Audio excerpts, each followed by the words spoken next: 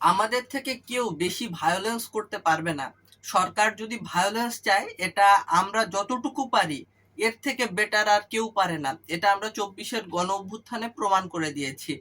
কথাগুলো বলছিলেন আসিফ মাহমুদ সজীব ভুঁইয়া। আসিফ মাহমুদ সজীব ভুঁইয়া এনসিপির মুখপাত্র। তিনি আজ জাতীয় প্রেস ক্লাবে ঢাকা মহানগর উত্তর এনসিপি এবং দক্ষিণ এনসিপির একটি যোগদান কর্মসূচি ছিল।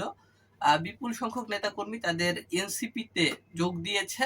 সেই অনুষ্ঠানে তিনি যোগ দেন, আসিফ মাহমুদ সজীব ভুঁইয়া যোগদান দিয়ে তিনি সরকারকে হুঁশিয়ারি করে বলেন যে সরকার যদি সহিংসতা চায়, ভায়োলেন্স চায়, তাহলে সরকারকে হুঁশিয়ার করে বলতে চাই এটি আমাদের থেকে, অর্থাৎ এনসিপির থেকে বা জুলাই আন্দোলনের যারা স্থানীয় ছিল, যাদের নেতৃত্বে জুলাই আন্দোলন হয়েছে, তাদের থেকেও বেটার বা ভালো কেউ পারে বলে আসিফ মাহমুদ সজীব ভুঁইয়া মনে করেন না। তারা ভায়োলেন্সের ক্ষেত্রে অনেক বেশি কি বলবো, নিজেদেরকে সক্ষম বলে তারা দাবি করছেন।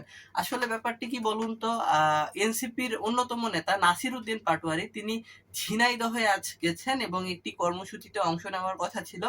সেখানে তিনি হামলার শিকার হয়েছেন এবং নাসির উদ্দিন পাটোয়ারি অভিযোগ করেছেন যে স্থানীয় ছাত্রদল এবং যুব দলের নেতৃবৃন্দ তার উপরে এই হামলা চালিয়েছে।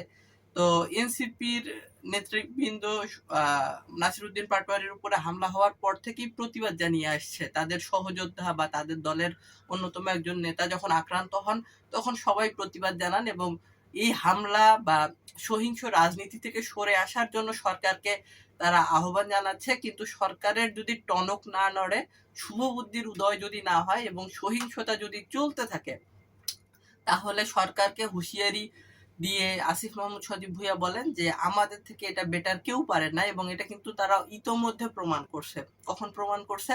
2024 সালের জুলাইয়ে যে আন্দোলন হয়েছিল, সেই আন্দোলনের মাধ্যমে তারা প্রমাণ করছে।